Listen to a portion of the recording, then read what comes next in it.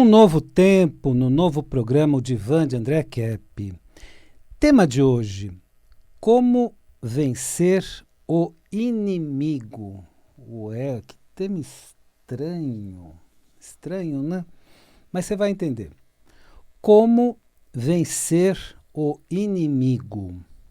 Fazer uma rápida apresentação minha. Eu sou doutor em Psicologia Social pela USP, mestre em Psicossomática pela PUC, psicanalista e psicólogo. Bom, para explicar esse tema, eu dividirei o programa de hoje em duas etapas, tá bom? Na primeira etapa, procurarei responder a pergunta: quem é o nosso verdadeiro inimigo? Afinal de contas, quem é o nosso inimigo? Quem é o inimigo da humanidade? Seriam os poderosos? Um religioso diria que é o diabo, uma pessoa da geopolítica diria que são os poderosos do mundo. Quem é o inimigo? Vamos lá. E na segunda etapa eu procurarei responder a pergunta: como vencer este inimigo? Que essa que é a questão, né? O que fazer agora, né? Então vamos lá. Primeira etapa. Quem é o nosso verdadeiro inimigo? Se eu perguntar isso para um religioso, ele me dirá: é o demônio. Ah, André, é fácil, o inimigo é o demônio. Mas aí faltará a pergunta: como esse demônio age no cotidiano? Quer dizer, tá bom, é uma resposta um tanto quanto vaga, mas como é que ele age? Como é que ele está no mundo? Então tem essas perguntas necessárias também na sequência, né? E aí eu vou fazer na área que eu sempre falo com vocês, a área mais importante da atualidade, que é a geopolítica, geopolítica internacional, o que está acontecendo no mundo, para que nós entendamos o mundo atual. Muito importante que a gente entenda o mundo atual dentro de uma visão geopolítica específica. Claro que existem muitas visões geopolíticas, mas vamos entender da melhor forma possível, da melhor forma que eu consigo trazer para vocês. Por isso, eu vou aplicar essa pergunta ao tema que venho abordando com vocês, meus ouvintes, que é o tema da geopolítica. Esse tema da geopolítica internacional. Bom, então, e afinal de contas, quem é o nosso verdadeiro inimigo? Porque as pessoas ficam brigando de um lado, de outro, e tarari, tarará, achando que o verdadeiro inimigo é aquela pessoa que pensa o oposto dela, e não é isso. E não é isso. Não é a pessoa que pensa diferente que você e está na mesma condição que você. Eu diria que são alguns poderosos, sim. O meu pai até escreveu um livro chamado A Libertação dos Povos, A Patologia do Poder. Eu fui coautor desse livro, tanto na versão norte-americana, distribuída nos Estados Unidos, quanto na versão brasileira, distribuída aqui. E aí eu fiz um capítulo também sobre a história do poder econômico no Brasil. Então, de todas essas questões, né, do poder econômico no Brasil agindo e massacrando o povo. Então, em poucas palavras, vamos dizer assim, é o poder econômico, né? Esse é o nosso verdadeiro inimigo, esse é quem nos massacra, né? E não aquela pessoa que pensa o oposto de você, é outro, é um grupo de poderosos, né? Em poucas palavras, é aquele poderoso que ataca, agride e censura a população. Então, quantos tiranos tivemos no nosso país, quantos poderosos tivemos no nosso país que atacaram, massacraram a nossa população? Então são esses tiranos, esses poderosos. Esses é que são os nossos verdadeiros inimigos. Isso eu estou falando em termos de Brasil, mas em cada país tem os inimigos, os tiranos históricos, né?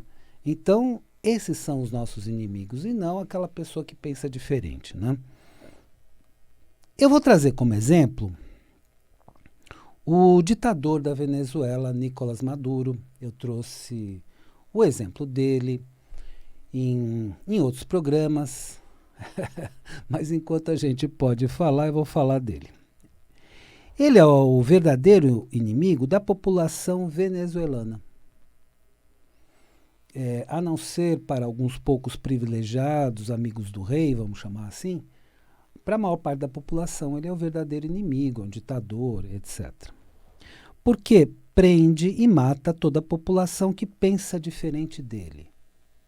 Então, o que ele faz? Ele coloca tanto a polícia quanto o exército para prender as pessoas, para matar as pessoas. Então, é uma atitude assim, ditatorial, de um tirano que assumiu o poder. Tá bom. E agora, identificamos os nossos inimigos. São os ditadores, são os poderosos, não só os poderosos na política, mas no poder econômico também. Então, essas empresas que também oprimem, essas grandes empresas que oprimem a população, então são esses grandes poderosos, né? No estilo do conhecido Bill Gates, no estilo dessa turma toda, no estilo do Schwab, que no final do ano já sai do Fórum Econômico Mundial. Então, são esses que oprimem a população. Esses são os nossos verdadeiros inimigos. E não a pessoa que pensa diferente de você. Então, nós precisamos nos unir, né, contra esses inimigos. Isso que a população precisa fazer, mas isso eu entro na segunda parte. Eu vou separar aqui 2 momentos da fala dele com relação ao Brasil. Então, para pegar como exemplo, né, de pessoa ditatorial, tirânica e tudo mais, vou pegar 2 momentos da fala dele com relação ao Brasil. Quando as autoridades brasileiras não aceitaram a declaração dele que ele foi o vencedor, então ele se autoproclamou vencedor. Ele tem um órgão lá, que é o órgão das eleições lá, que confirmou o que ele falou, mas ele não apresentou as provas. Então, porque o Brasil, a Colômbia e o México ficaram encarregadas de verificar o processo eleitoral. Não é que o Brasil está sendo enxerido, é que ele ficou encarregado, junto com Colômbia e México, de verificar a comprovação, a lisura desse processo eleitoral. O que aconteceu? O México pulou fora. Então só ficou Brasil e Colômbia observando. Então não é uma atitude enxerida, é uma atitude que foi delegada ao Brasil. Tá? Então, quando as autoridades brasileiras não aceitaram a declaração de que ele foi o vencedor das eleições da Venezuela, vejam o que ele falou.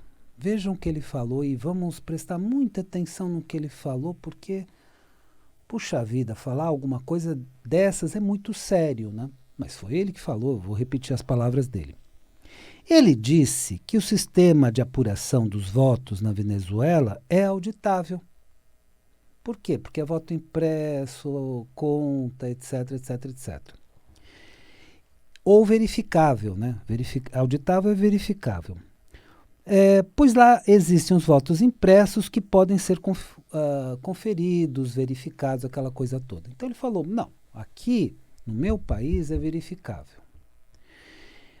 E, ao mesmo tempo que ele colocou em dúvida o nosso sistema eleitoral, vejam só, ele disse, o meu é verificável, o de vocês não é. Como é que apura o voto de vocês? Nas palavras dele. Agora, essas palavras deveriam gerar uma confiança no sistema dele. Bom, é auditável, voto impresso, etc. Só que ele não apresentou esses votos impressos. Então é isso que o Brasil está cobrando. Como as autoridades brasileiras insistem que ele mostre esses votos impressos, auditados ou verificados, e ele não os apresenta, vejam só o que ele respondeu. Então, está insistindo. Bom, tá bom, o seu sistema auditável. Você está dizendo, então, afirmação do Maduro. Você está afirmando que o seu sistema é verificável, que o do Brasil não é. Você está afirmando isso. Tá bom. Se você está afirmando isso, cadê a comprovação? Tá bom, então, o seu voto é auditável? É porque é impresso? Ok. Mas cadê esses votos? Cadê a confirmação disso? E aí as autoridades brasileiras estão pedindo isso. E ele não entrega, evidentemente, ele se autodeclara presidente e como ele comanda lá o órgão eleitoral venezuelano, então eles confirmam, ele fala e eles confirmam. E ficou por isso. Então, o Brasil, até o presente momento, não reconhece.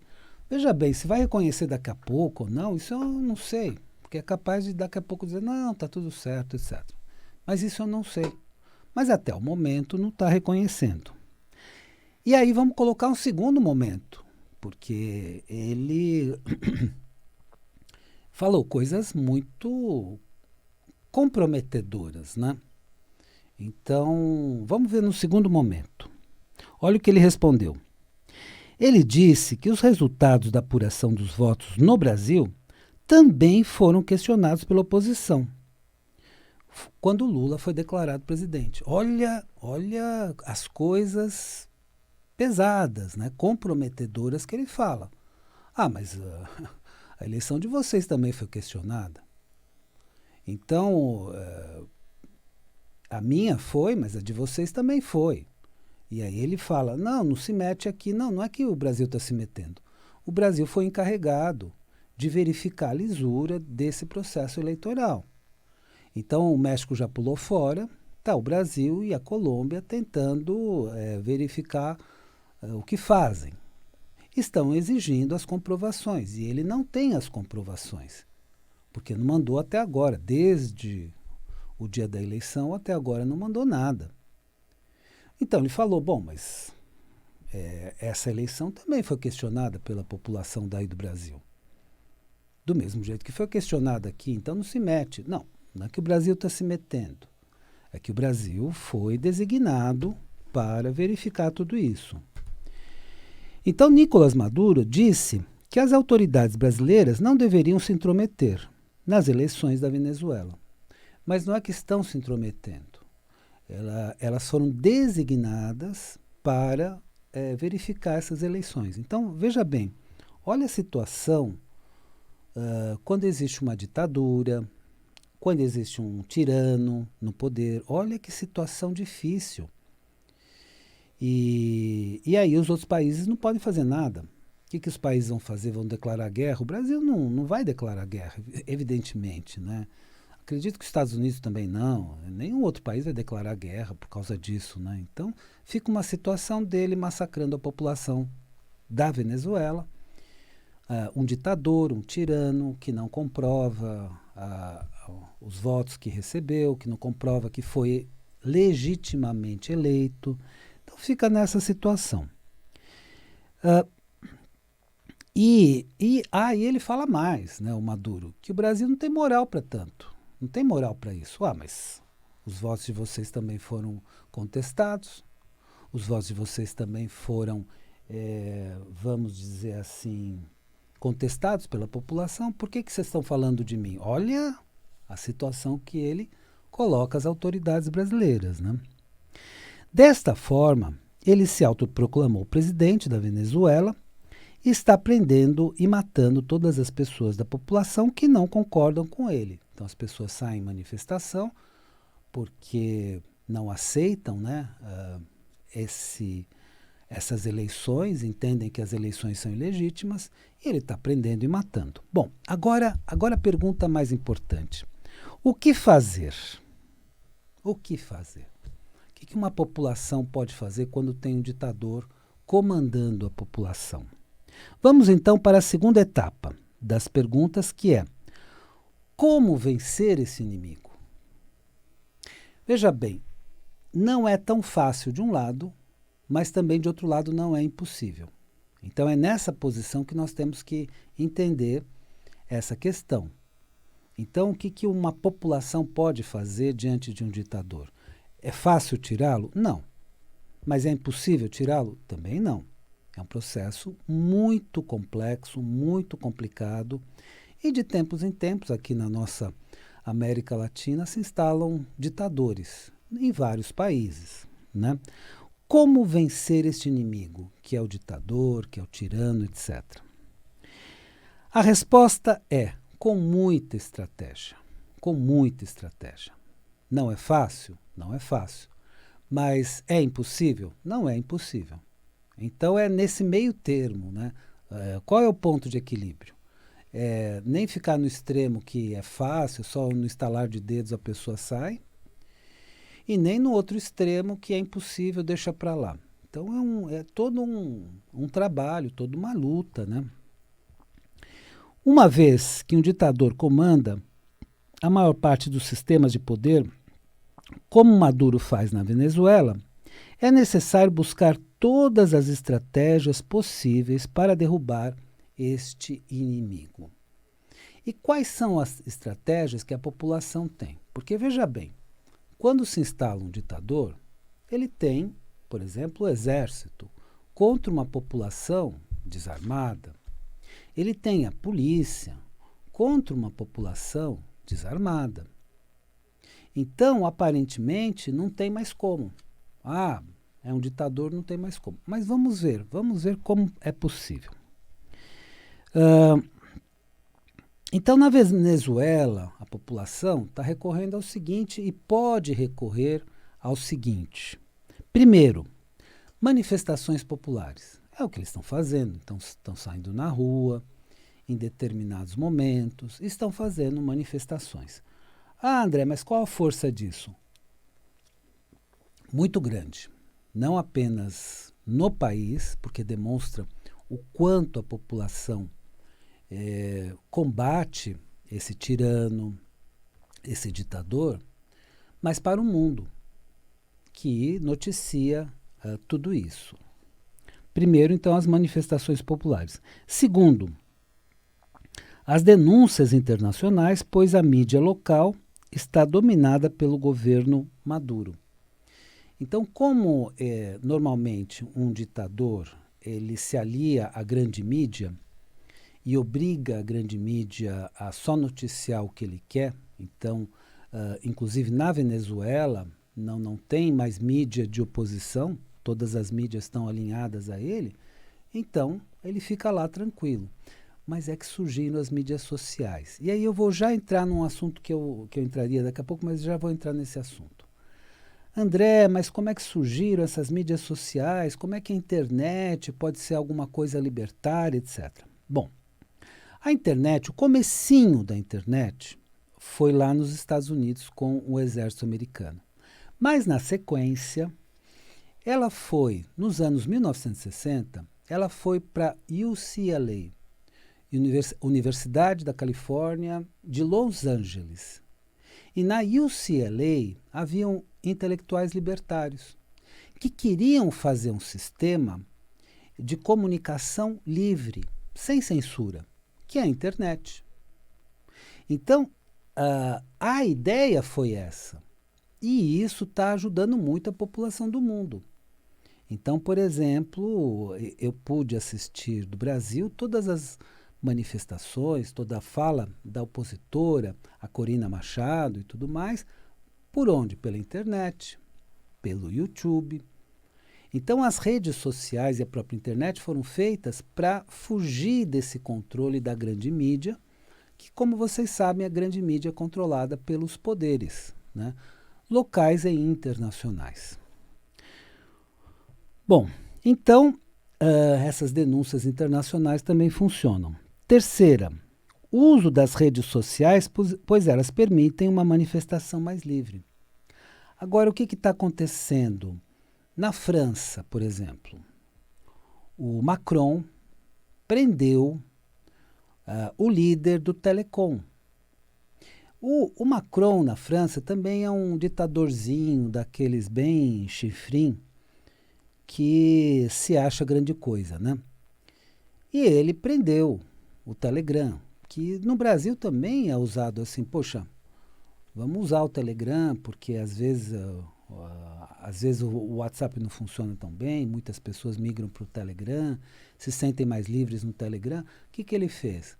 Prendeu o líder do Telegram. Mas por quê? Esse que é importante. Por quê? Porque noticia coisas que eles não gostam. Eles gostam da grande mídia, que só noticia o que eles querem, o que eles deixam, o que eles permitem. Então, começou a vazar uma série de notícias pelo Telegram, ele não gostou, prendeu o líder do Telegram. Quarta, uso da liberdade de expressão nas brechas que ainda forem possíveis. Então, nós temos total liberdade de expressão no mundo? Não. Já houve país e época que houve total liberdade de expressão? Eu entendo que não. Existem países um pouco mais livres e existem países que restringem mais a liberdade de expressão. Mas total liberdade de expressão acho que nunca houve na história. Mas tem algumas brechas em que as pessoas podem falar, se manifestar. Então, onde você tiver liberdade de expressão, utilize. Quinto, uso dos poderes que não foram totalmente dominados pelo ditador. Então, às vezes, alguns outros poderes que não estão na esfera de domínio deste ditador podem ser usados. E isso também é outra estratégia importante. Sexto, recorrer à inteligência suprema, porque, olha, pelo amor de Deus, só ficar na nossa inteligência humana, a inteligência suprema é o que as religiões chamam de Deus. É a mesma coisa. Então precisamos recorrer a uma inteligência suprema. Ah, André, eu não sou religioso, eu sou ateu, eu sou ou ateísta, ou agnóstico. Não tem problema. Entenda que existe uma inteligência superior, de outra forma, da forma que você quiser, entendeu? Da forma que você quiser. Mas as religiões chamam essa inteligência suprema de Deus. E precisamos recorrer, sim. Porque às vezes o jogo geopolítico fica tão complicado que só a nossa inteligência humana não dá conta. Então vamos recorrer à inteligência suprema que as religiões chamam de Deus. Para inspirar, indicar o caminho. Com essas estratégias, poderemos vencer o inimigo. Na época que for, o inimigo que for, porque vão mudando, né? Vão mudando. Uma hora é esse, outra hora é aquele, etc. Pelo menos aquele humano e de carne e osso, já que as religiões falam que o inimigo é o diabo, um ser espiritual, um anjo das trevas, ou também um anjo caído, né? Anjos das trevas é uma coisa, anjos caídos é outra coisa. Isso é um estudo mais profundo da hermenêutica, né? Tanto cristã quanto judaica, especialmente judaica. Mas, então, as religiões dizem que é um ser imaterial. Então, existem seres materiais de carne e osso que fazem, às vezes, aqui, desses seres do mal, que são os tiranos, os ditadores, por isso que eles passam a ser tão odiados pela população, por isso que a população matou Mussolini de forma bárbara, né? Lembrem-se, neste momento, a vida é sabedoria. Precisamos ter muita sabedoria na vida. A cada momento entenda o seu significado. Então, qual é o significado da sabedoria nesse momento? A cada momento tem um significado. Neste novo tempo do novo programa, o Divã de André Kepp. Eu desejo uma excelente semana para você e até a semana que vem.